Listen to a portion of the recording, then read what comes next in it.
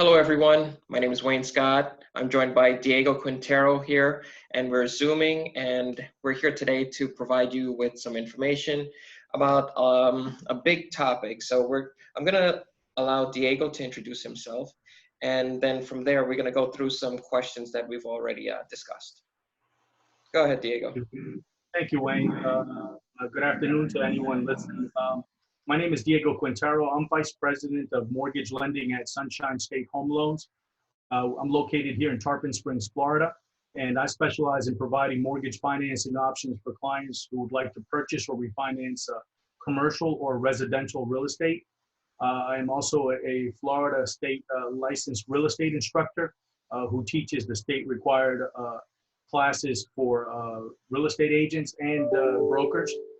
And I'm going to hopefully provide you some insight into these new programs that have been instituted with the CARE Act and how you can do best to try to tap into some of these resources. So please listen to the whole webinar if you can. And if you have any questions, I want you to feel free to contact me, because if you're self-employed or a sole proprietor, you are eligible for two of the programs or potentially even more programs that will be released later. So right. Thank you. Yes, Wayne, go right ahead. So right now, let me just, before we go any further, can you leave your email address and cell phone number? Yeah, sure. And here, let me see. Can I? My email is diego@sunshinestatehomeloans.com, and my phone number is 727-244-7076. And let me see here. Is there a way I can put it into the chat? I think there is. Here yep. We'll put that in there. There you go. That's my direct contact information.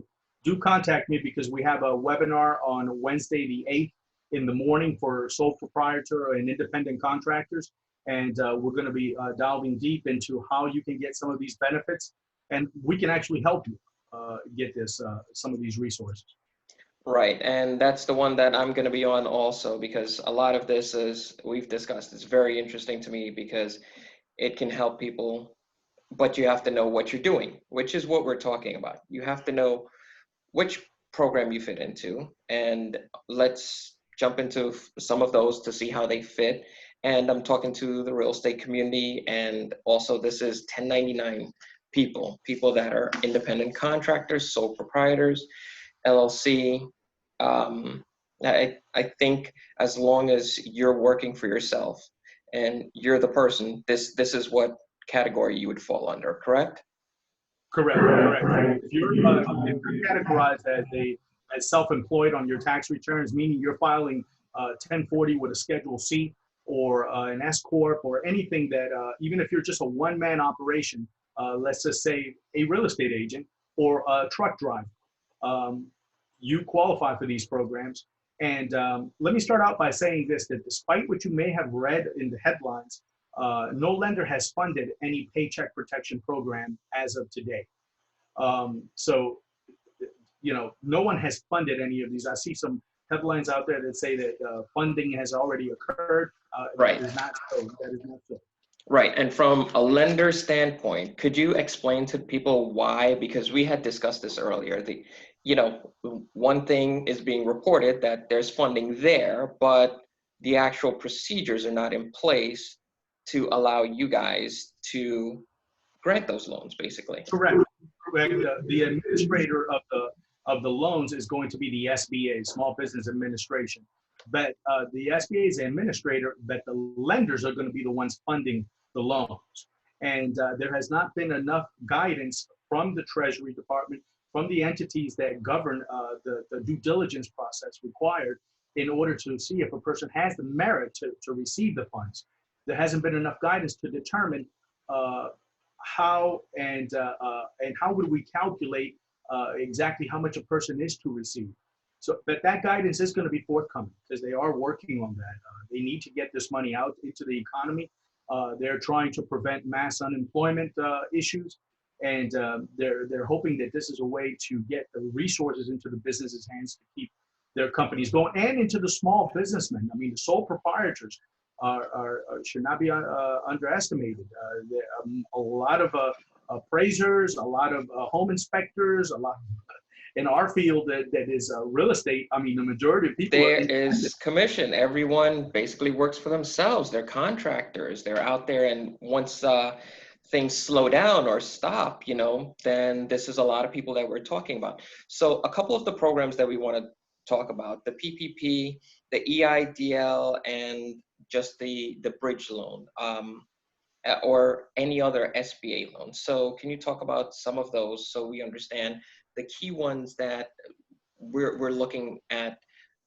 Anyone that wants to right now, I think we should probably start with the EIDL because that's probably the most important and the simplest one to go through right now. okay. And that's probably accurate. That's an accurate statement.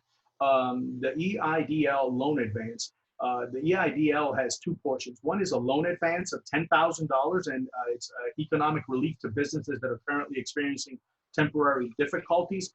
Now, one of the things about this advance is it does not need to be repaid under any circumstance and may be used for any business purpose, including keeping employees on payroll or paying sick leave or meet increased production costs due to supply chain disruptions or pay business obligations, including debts, rents, and mortgage payments. So that $10,000 grant will not need to be repaid. So that's something that everyone should be applying for. So I had a question about this, and I'm sorry for interrupting, but the 10,000, we keep using that terminology, but are you applying simply for 10,000 or are you applying for more? Or you're applying for less? Let's say you feel I only need 5,000. Am I going to get the 10, or how is this? Is this going to be an unnecessary burden that I'm going to be lent with? And also we discussed the rate, and this is something I think needs to be mentioned because there are some people out there that may be thinking, you know what, we're going to try to hold on. We've got some reserves and see how long we can get by. And this may go longer, it may be shorter, but in the event it goes longer, this money might be helpful. But the problem is it's an expiring money. So it's something that is not guaranteed to be there. So once it's done, it's done. So if you need it, then you would want to do this now as opposed to later. So Absolutely. Absolutely. So about the amounts. To your point, the $10,000 loan advance, you can apply for that simply by filling out the streamlined application at covid19relief.sba.gov/#/ As a matter of fact, let me put a link here in this chat so that our friends can access it later as they need it. And I know this also, it's all right there at the beginning of the SBA.gov. It's probably the simplest site to go to because it keeps changing, because since last week I've been on that site, and where they're putting things are changing all the time. The wording's been changing, which is why I reached out to you for clarification, which there's been a lot of changes since we spoke. So yeah, it has been. As a matter of fact, you may have seen where Wells Fargo says that they're going to temporarily stop taking applications for employers that have over 50 employees. So that means that they're still leaving the door open for employers that have under 50 employees, but because they've already reached the top end of what they're allowed to lend, which is $10 billion. Now let me qualify that statement, because they haven't lent the money yet. The money has not been given, has not been funded. They have simply taken in enough applications to meet that threshold. So yeah, exactly. So you can see that the typical lenders, you know, the Wells Fargos, the Chase, all the banks, they all have certain restrictions, and the people that are submitting applications may not be aware that these banks have minimum monthly payrolls that they will consider. Now, they may not tell you this when you go in, but if you're a self-employed individual and your payroll is only yourself, which is, let's just put a number of it as $7,000 a month, you may not meet that minimum payment, that minimum monthly payroll eligibility to qualify for a loan, not from the SBA, but from that bank's overlays, from that lender's overlay. Because an overlay is a condition that a banking institution imposes on their customers. This is a way for them to control the type of profile of clients that they're getting, okay? And I So think that that's a perfect segue. If you can elaborate and maybe differentiate between the big banks and mortgage lenders and let them know, this overlay is really, really crucial because you and I discussed this. This could be the difference of you getting this money or not getting it. And if you could, talk about what we discussed. sure, sure. Well, let's say this, that the SBA, the CARE Act, has put the money there. The bill has put the money into the organization, into the administrator's hands, the Right, SBA. However, the SBA can only guarantee the loans through a lender. So a lender will lend the money and then go back to the SBA because now they have an SBA guarantee. However, since lenders have different cost structures and since they have different owners and different investors that they have to be responsible to, they may not want to do loan sizes of a particular size. Now, they're not going to say that to you clearly, right, but they'll take your application and then the applications are going to not meet the requirements that they have in their organ. Now, you could be waiting for funding to occur from an organization that clearly can't make the loan. They can't do the loan because it just doesn't meet their threshold. I've spoken with several SBA lenders over the last week and even over this weekend.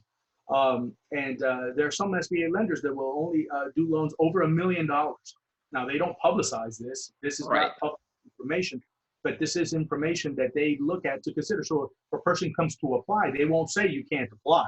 Right. So I walk into my big bank, my ABC bank, and then I fill out the application because I want to take out a $50,000 loan for my business or a $100,000 loan. But the overlay that this institution has, they're saying, well, we're only looking at the million, but they're not going to let me know that. So in the meantime, I'm under the impression that my application's in and I'm waiting for either approval or some sort of information, but it's really not going anywhere because of that institution that I went to. Correct. Correct.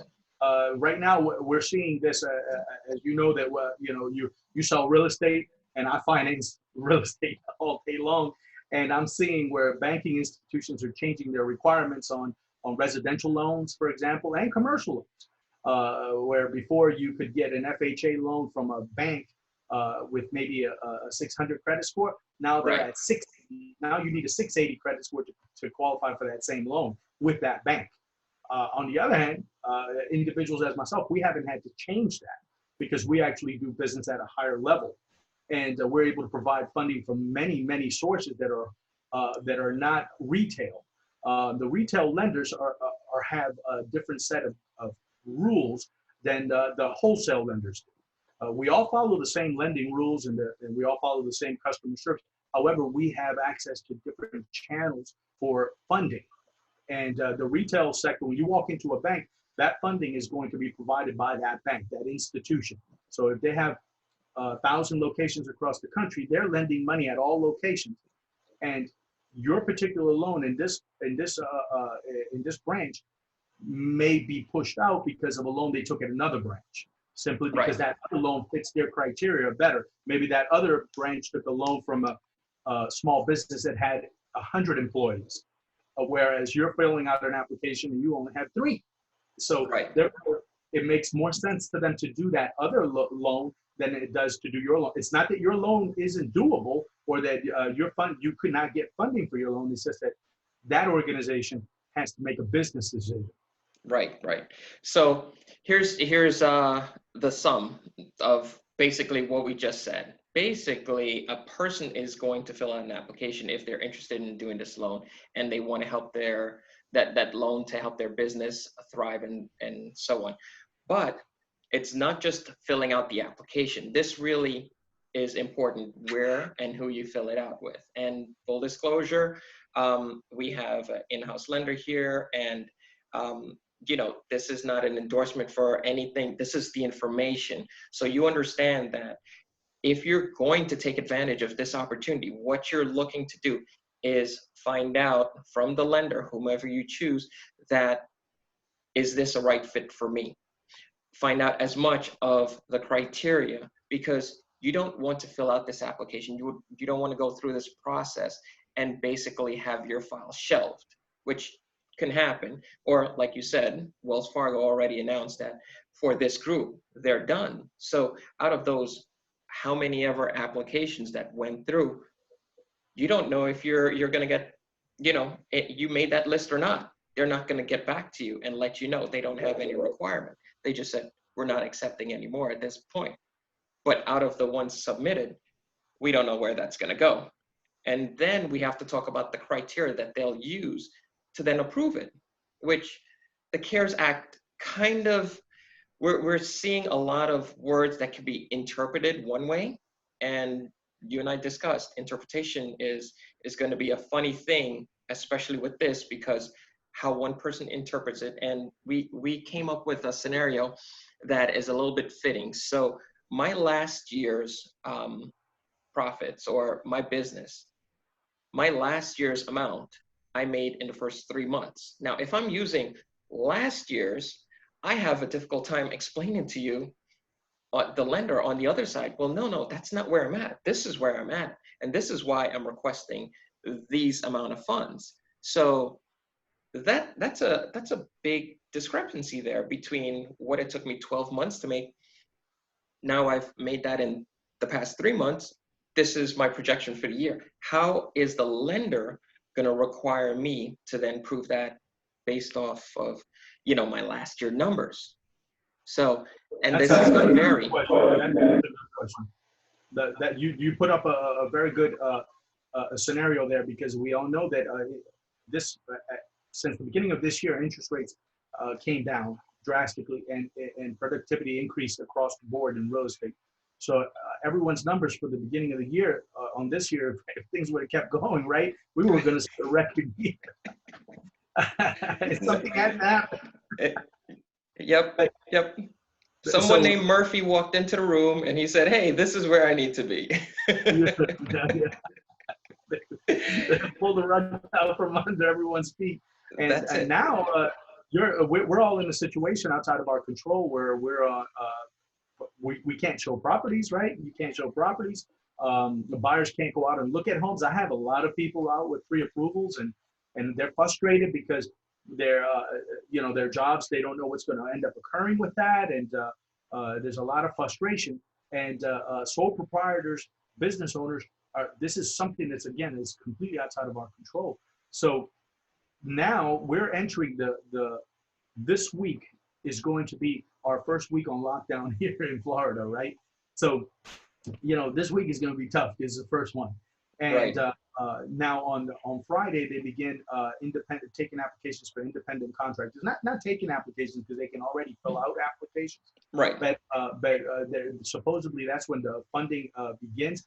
I'm hesitant to say that that's when it's going to start, though, because there's still a lot of information that hasn't been made available of how the funding is going to take place. Right. So the point is this, that as a broker, I calculate income for a living. That's what I do. I do math for a living. And all of this guideline that we've been seeing so far, all of the money that is available there, it's all in guarantees. It's not in funding yet. There's a lot of different lenders across the United States that have money to lend once there is a market for whatever they're lending for.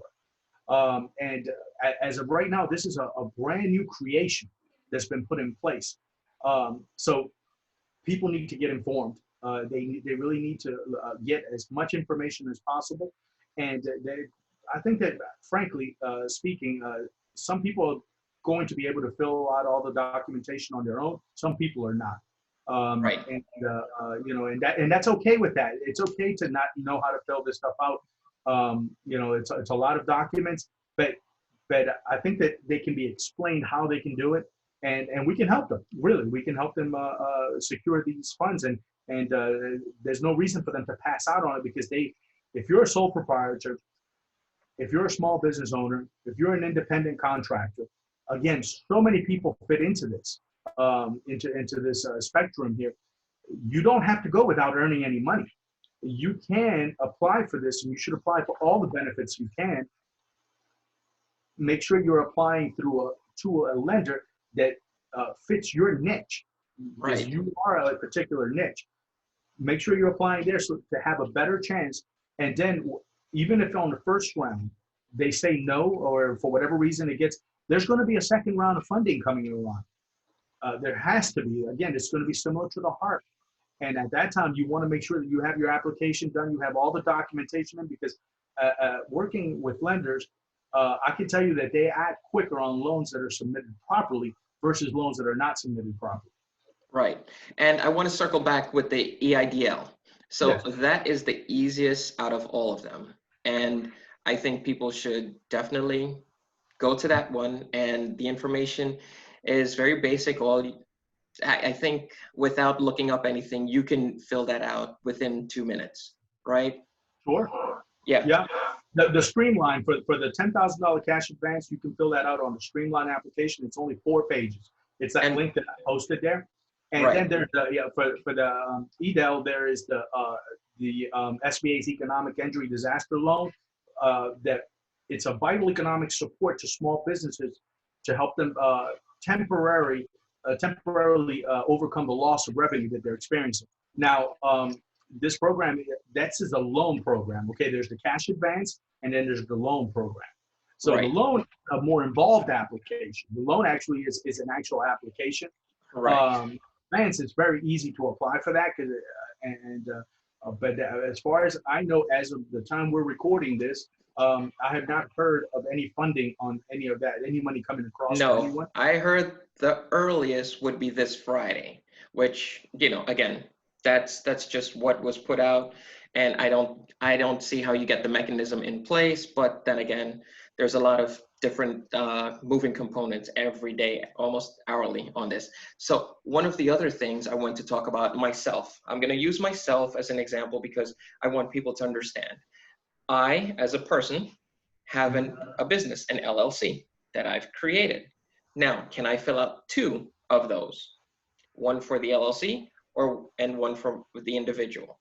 How does a person know who they're filling it out for also? Is it only the business and then the person has some other avenue channel that they go down? Okay, that's a very good question. You can get, let me say it like this. You can get an SBA Economic Injury Disaster Loan, the EIDL, and a Paycheck Protection Loan. Yes, you can get them both for the same entity. So, but now we're talking not both of these programs, not the SBA Economic Injury Disaster Loan, the EIDL, and the PPP, the Paycheck Protection, for one entity. We're talking about for 2 entities, right? Right, exactly. So in this particular case, what would have to be looked at is how many people and who is on the Paycheck Protection plan. How many employees are in that plan? Is it the same person as on the other plan? Right.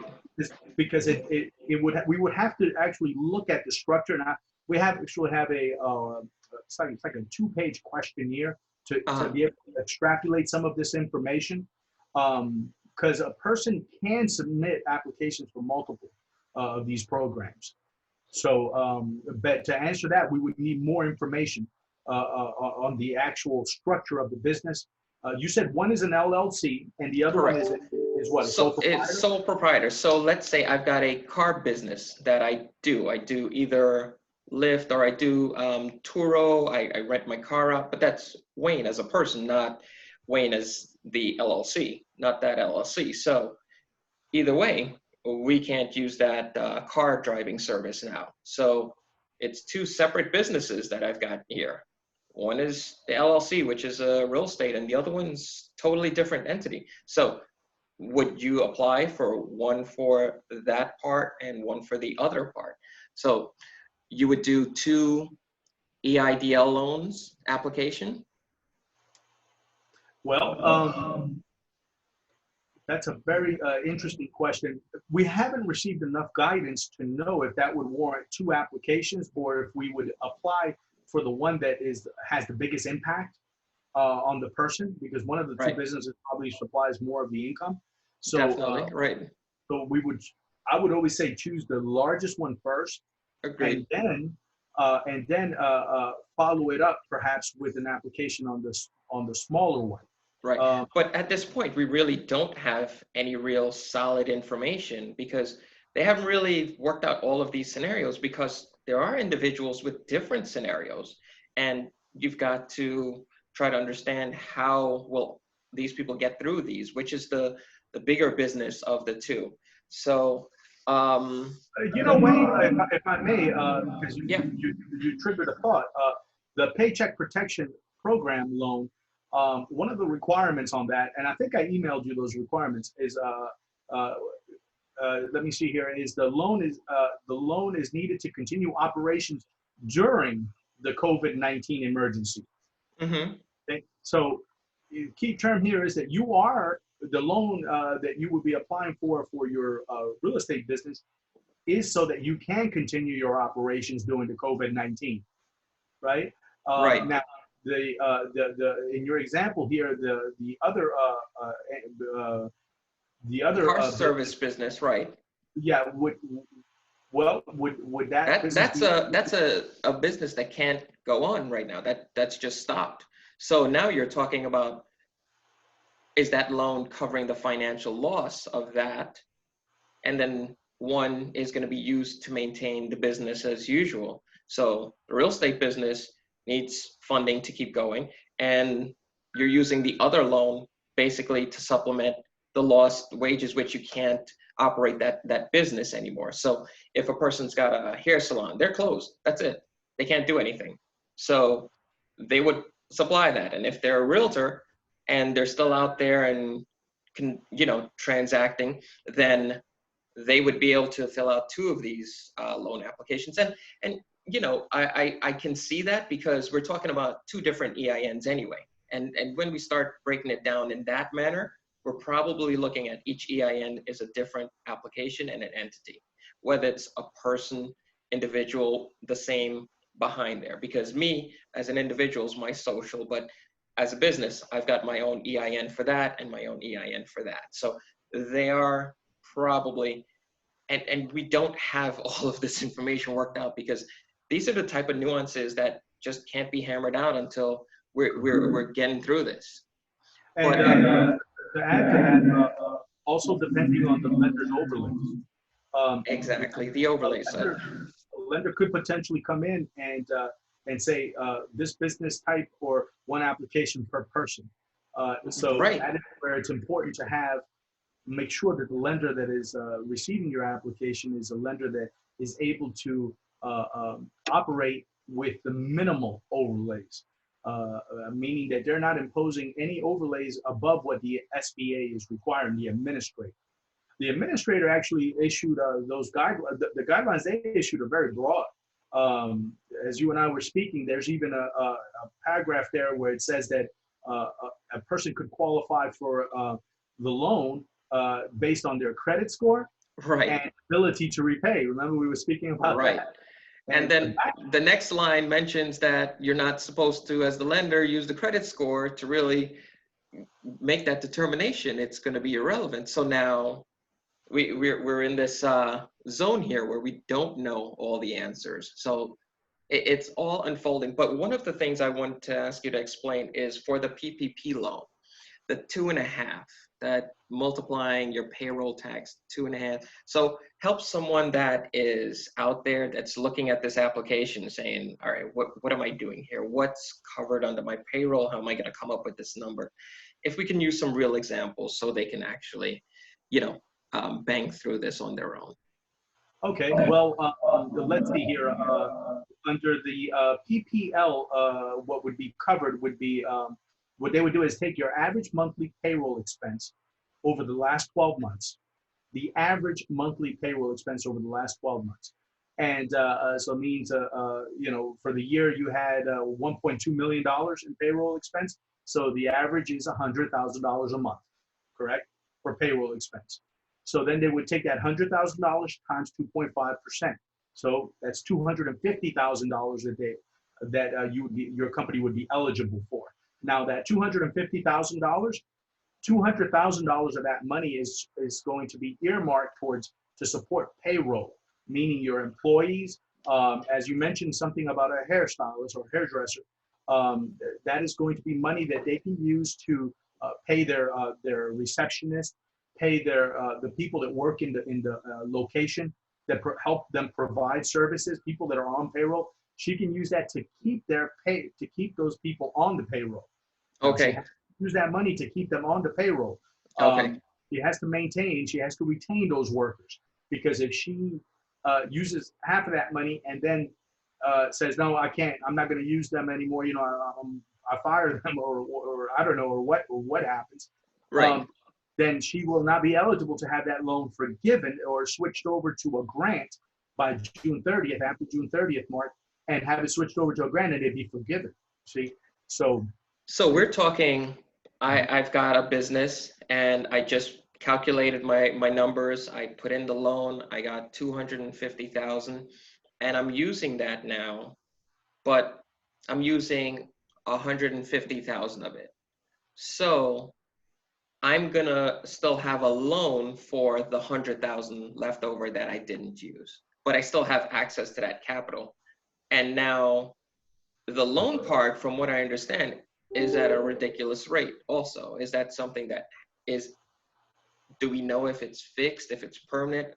What's the deal with that part of how that loan's going to be handled?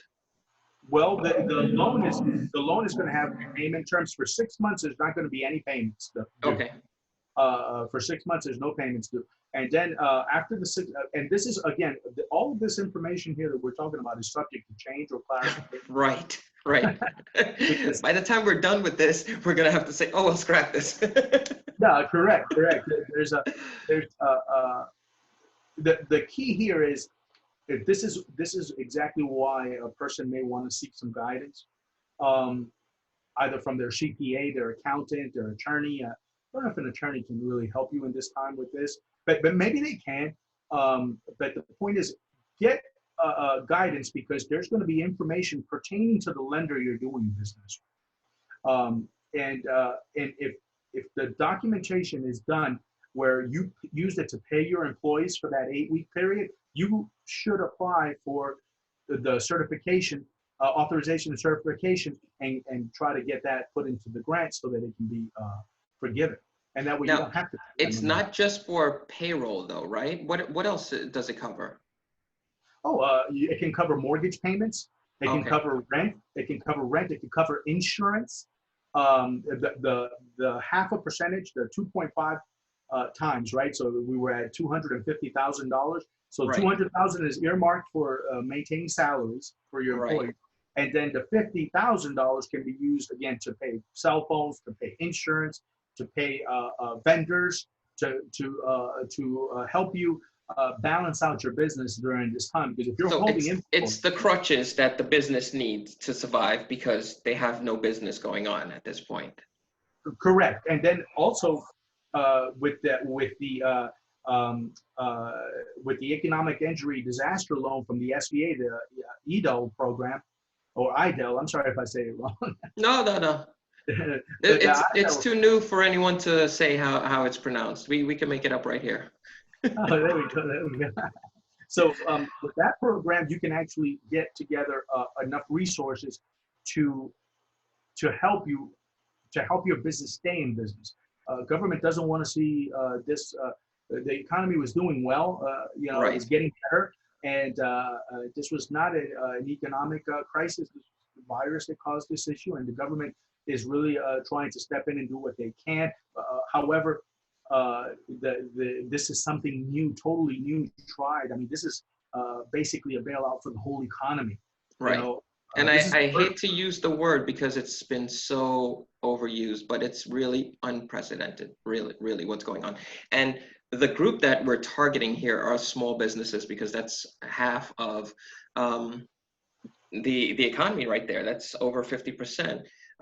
Small businesses make up more than 50% of America's economic force. And like you said, we're talking truck drivers, hairstylists, this is the masses here. So people that are out there that don't think, you know, I'm a hairstylist, I'm not a business, but you really got to start understanding how this program really is suited to you. So this is to a lot of people that are just impacted in general, that work on their own. And I know there's tons of other programs that I've been hearing about, and I'm trying to find out more about it in regards to people that are filing for unemployment and the whole ball of wax. This seems to be targeting, but there's something for everyone, basically. So there are people that are unemployed that are collecting unemployment that are going to get it. There are people with Social Security that, you know, are collecting that are, it's still going to take care of. So there's a lot of areas that the government's really stepped up and said, look, we're going to help just about everybody across the board. This particular landlords are going to receive, landlords are going to get assistance. If you own property and you have renters right now that are in a tough spot because of their employment, you can apply for those properties that you own. There's a lot of people that own a second home, an investment home, and they have a renter there, and the renter's now struggling, and you can actually apply for that specific case. Yep, and I'm going to have to find out more about that myself, because as a property manager, that's part of my real estate business, you know, and we have tenants and, you know, we have owners, and everyone's up in arms. We don't know what's going on. So there's a lot of information that needs to be gathered and put out there. Absolutely. And that's going to be part of the EIDL program there, or the EIDL program. Right. That's going to be part of that program, actually, assistance for landowners, or for landlords, I should say. Right.